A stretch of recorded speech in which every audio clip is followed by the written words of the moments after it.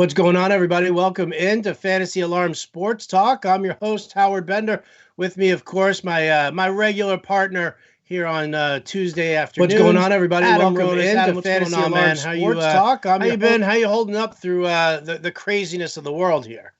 Yeah, it's definitely crazy right now. It sucks to see. So, glad that we can be a diversion and get people's minds off things. It's obviously been a very difficult time for everyone. And, especially me being from New York and close to New York City, it's just terrible what's going on right now. Yeah, me as an ex-New Yorker, 100% feel for you on that front there. Happy I moved out of San Francisco, out of the city there as well, to kind of be in a little bit more of a secluded area. We definitely serve as a distraction here talking about sports, although I guess the hot topic right now is that there's more infighting here. Just like there's infighting in the world, there's infighting in the world of baseball. We're going back and forth here right now, MLB and the MLBPA. I've seen reports where from CBS that owners say we'd rather cancel the season than take a loss. We've seen the back and forth where the owners threw a proposal to the players, which was dog crap.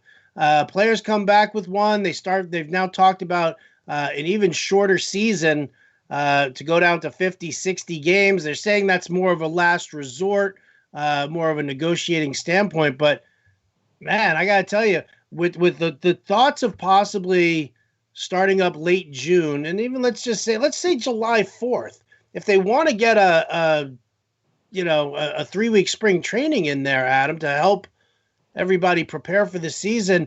I mean, they got to get a deal done within a week's time right now. I mean, the clock is definitely ticking. How close do you really think they are? I mean, yeah, it doesn't appear that they're close, but I think that's what everyone's looking at now. Time is very important. I mean, we are sitting here on June 2nd and nothing is agreed upon. And then you have to get everyone ready to participate in the spring, get the schedule out. So they don't have a lot of time left here to get this done. And I think that's what everyone is worried about at this point. I know a lot of us are saying, and I'm one of them, that say they can't be this dumb to not have a season. It obviously is going to really hurt the game and set them back, especially with everything going on in this country, the unemployment rate, the COVID-19. A lot of people are out of work. People are struggling. And, we could sit here and say, well, the players are right. People still have their perspective of looking at all the money they make and, are going to call them selfish, and it's going to turn a lot of people off. So I'm hoping that both sides realize that it would be terrible for the game if they didn't have a season and that they can agree upon something. Obviously, when they first come back, they'll have the spotlight probably for at least a month. We still don't have set dates yet for the NBA, NHL, and NHL. We know the NHL has come up with a plan. Probably looking in I think late July, early August for that. NBA is talking about late July.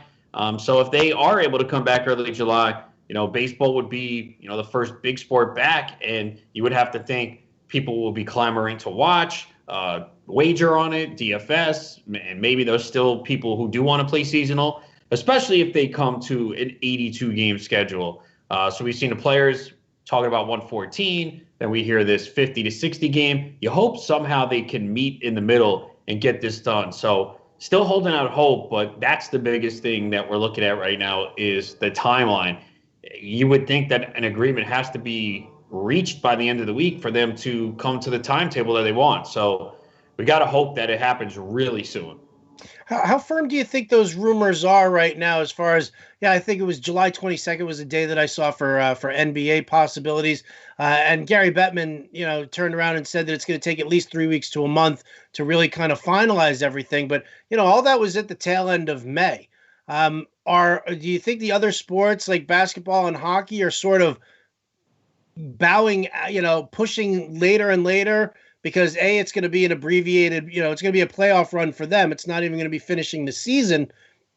But are they trying to hand baseball the spotlight? Let Major League Baseball be the guinea pig, so to speak, for the coronavirus and possible, another spike if something happens there. Because, I mean, we always talk about MLB and having that monopoly in July. I mean, if NBA and NHL, they've got it, all set, why disrupt the rest of their their subsequent seasons Why not just say, okay, listen, it's going to take us a month to finalize these things. Let's bang this out in July 4th. Let's get our playoff formats going there. Screw MLB. I don't think they care about MLB. I don't think they're taking them into consideration at all. I think they're just looking at what's best for their sport and looking at the safety precautions. They're in a better spot in the sense that, they already played the majority of their season. NBA is still, and there's possibility I've seen that an announcement could come Thursday. They're still kind of kicking around what they want to do. There's been reports that they're leaning towards, 22 teams coming back, playing a few games, and then having like a tournament for the last few seeds, especially in the Western Conference. So I think they're just trying to finalize what kind of format they want to take place. So I don't think they're concerned with baseball. I don't think they have baseball in mind when they're making their decisions. It's probably a little bit easier for them because they can get, if the NBA doesn't play too many regular season games, they can finish this in 2 months if they want to.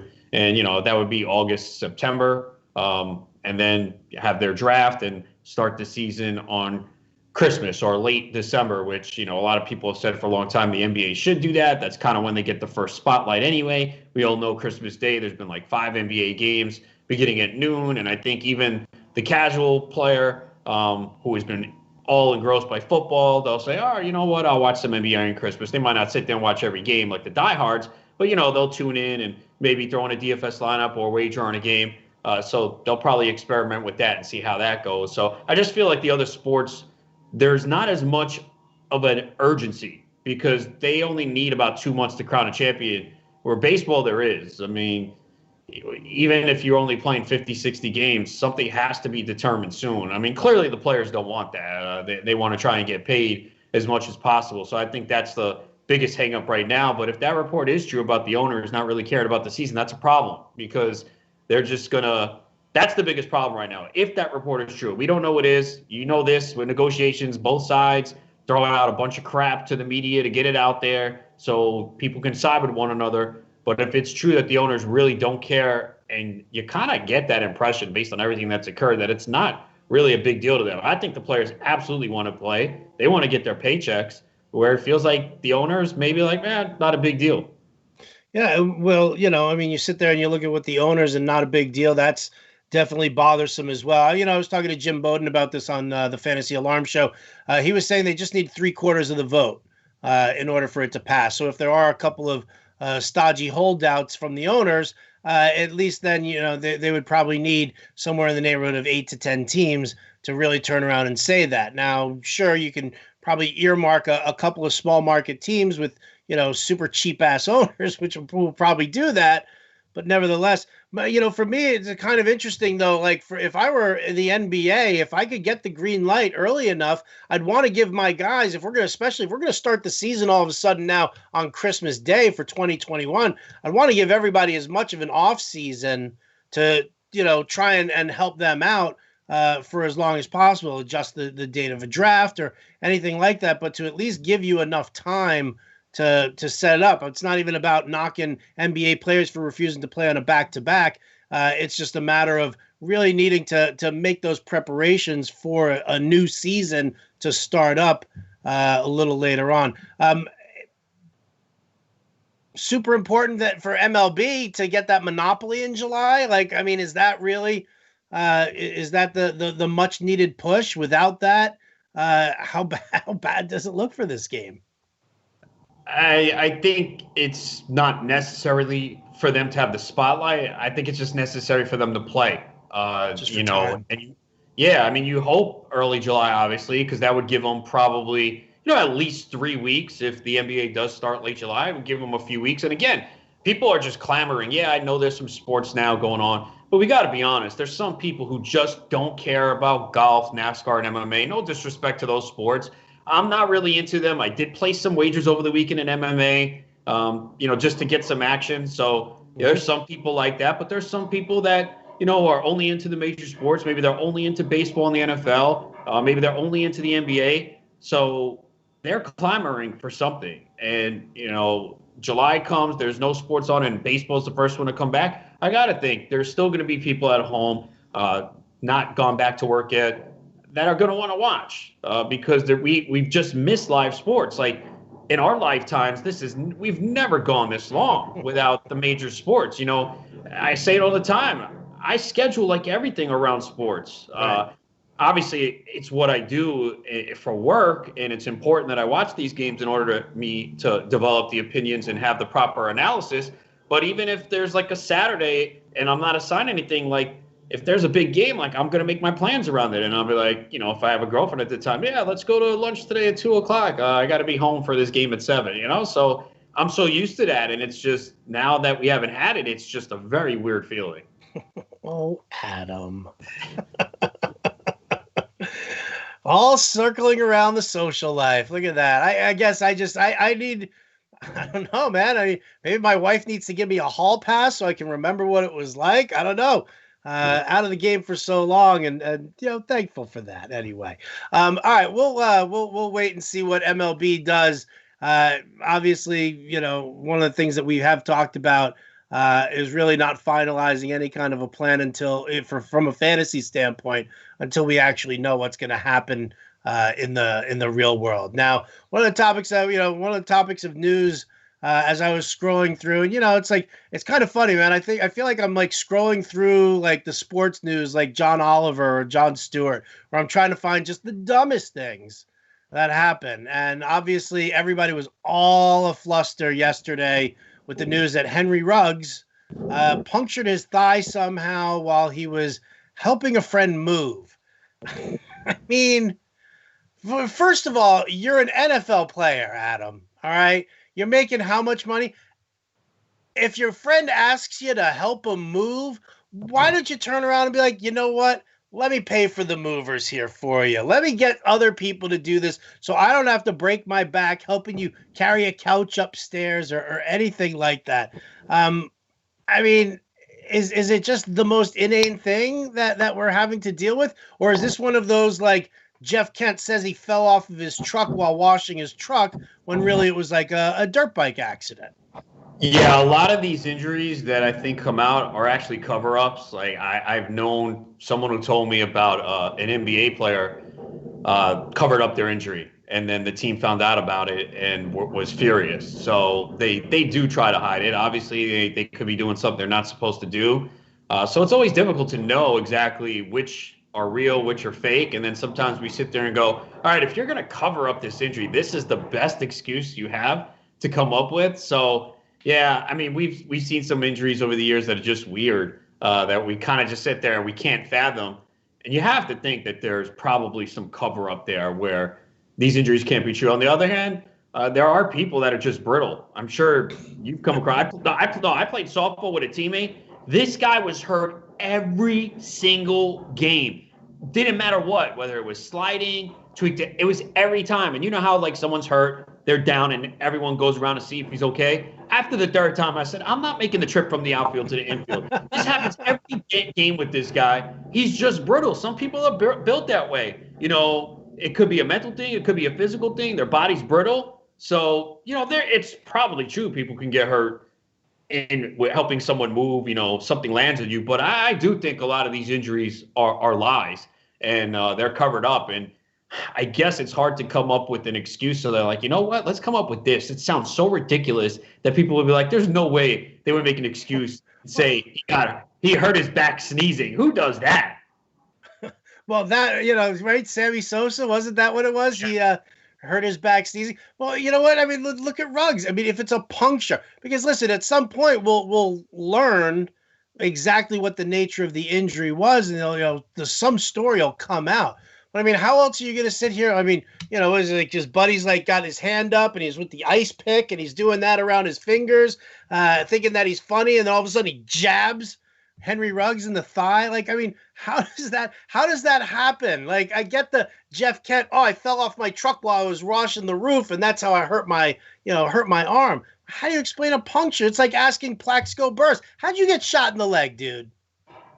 Yeah, it's one that we can't explain, and you just sit there and you wonder, like, you know, what were you doing and how did this happen? So, yeah, we'll have to wait and see what the extent of this is. Obviously, best ball drafts are going on right now, and I think in the one that I'm currently doing, I think he went around 13.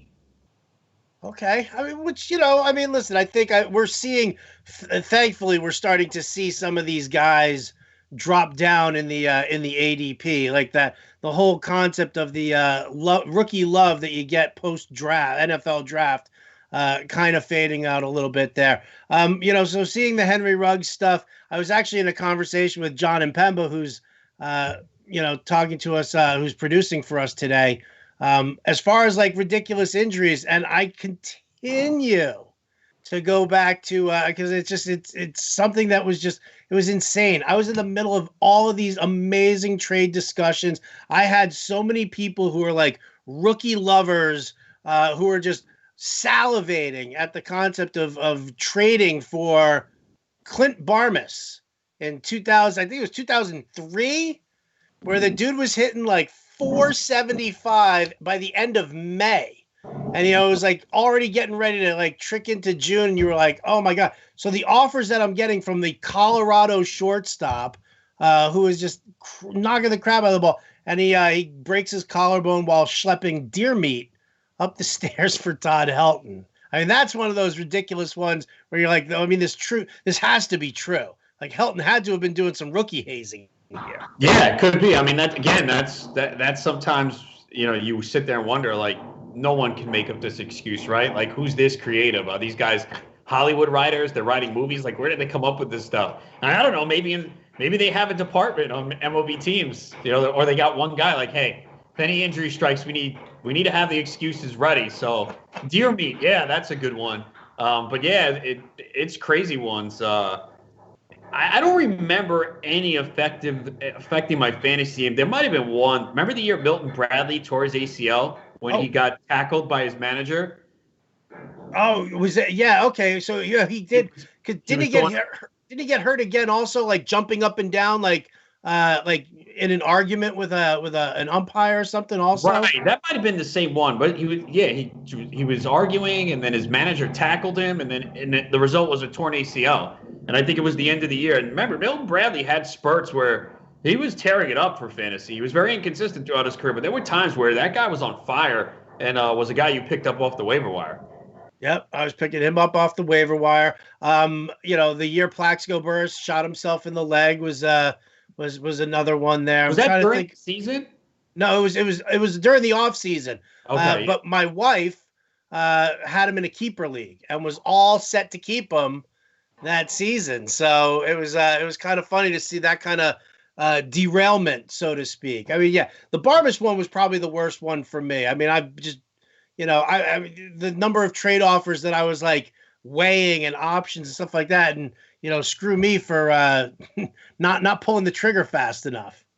Did you learn a lesson from that? And then do you just make the trades quicker now? Oh, much quicker for rookies like that. When people are salivating over rookies, I mean, it was a keeper league, and it was one of those situations where it was, having a shortstop hitting 300, with some power in Colorado was crazy. The problem with that now is, though, like, we see some of these rookies come up and succeed. I mean, would you have done the same thing with Juan Soto?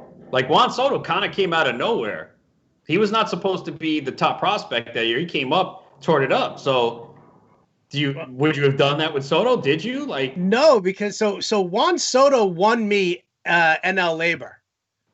You just put a ton of money on him? I got into first place. And so here's the thing. So welcome to FA Nation, Adam Ronis. Here's your official welcome. Jim Bowden had been talking about Juan Soto like everybody was talking about Mike Trout, not during his rookie call-up, but during that following year when he just completely broke out. Jim had been pounding the drum about Juan Soto so heavily, and he and I had so many talks about it, and he's just giving me, this scout's name and that scout's name, and everybody who was, talking about certain aspects. So I was like, listen, when Juan Soto comes up, I mean, that's a name I got to target. It just so happened I needed an outfielder. My pitching was, ridiculous. It was like Scherzer and what was my one? Scherzer Nola. So this was 2017. Yeah, when Nola had his really good year. Yeah. So so my pitching was just unbelievable. And I threw everything I had left on Juan Soto. I got him. I never left first place in NL Labor It was for the rest of the 2018, season. I think. What's that? 2018. I think it was 2018. 2018. Toto came up, yeah. Possible. Yeah, that year, my home league, we do a minor league draft, 14 teams, and I had the first pick of the second round, and I took Soto on that one. So now he's on my keeper league this year. I had him $1 last year, $5 this year. Nice. Yep, 2018. That's when it was.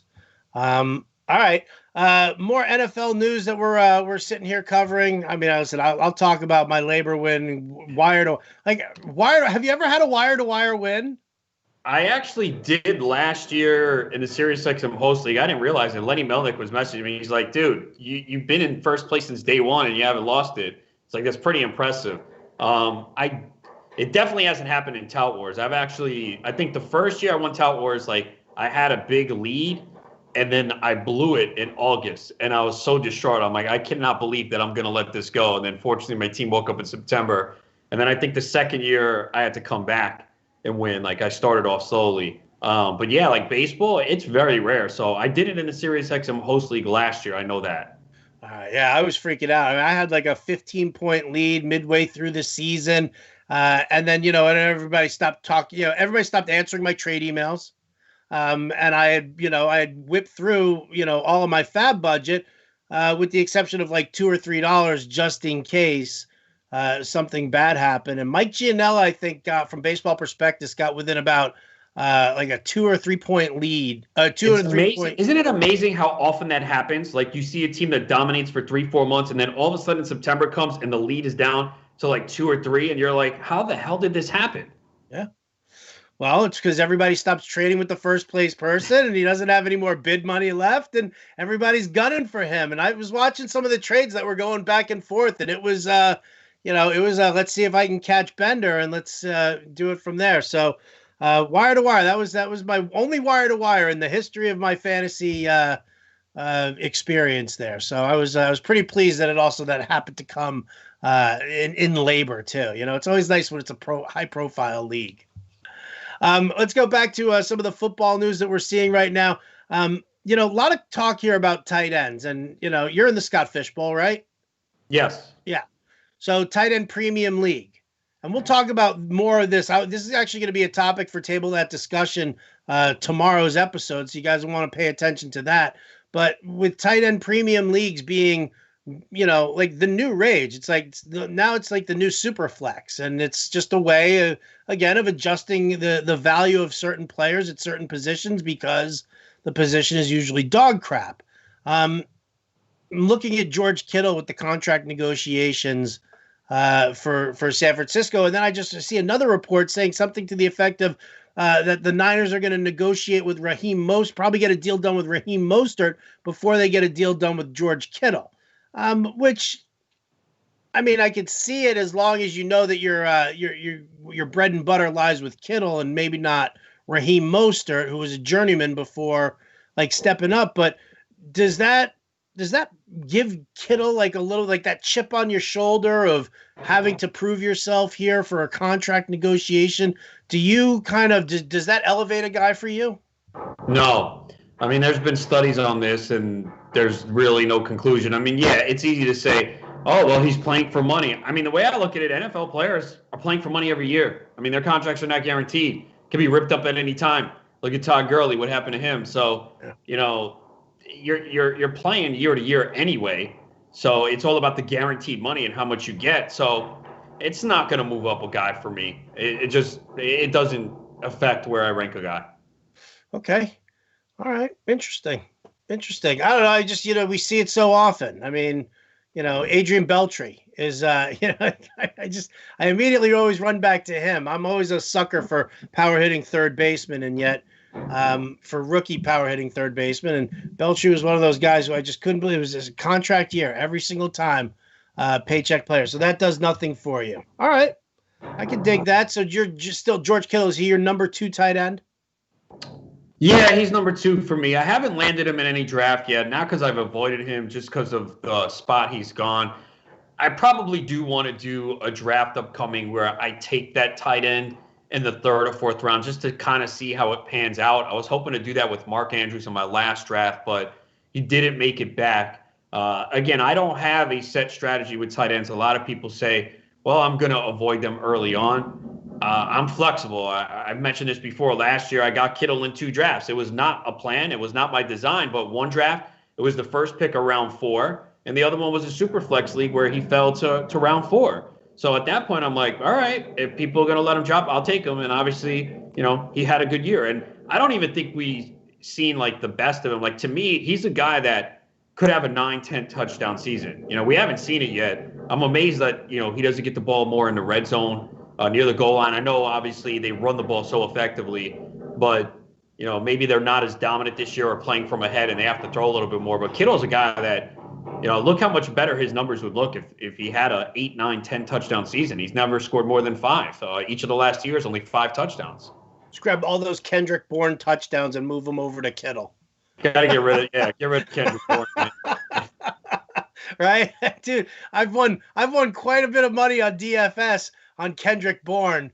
He always ends up like making the dartboard for a series of games, but yeah, and it's not like they have a 6'3", 6'4" wide receiver that commands targets near the goal line either. That's what's crazy, which is why I was talking about Kittle last year. Like when I wrote in the preseason, I'm like, this should be the year he scores a ton. Like, who else are they throwing to? And it didn't happen. He also had at least 2 or 3 touchdowns called back due to penalty. Right. Yeah, which is always a huge pain in the ass.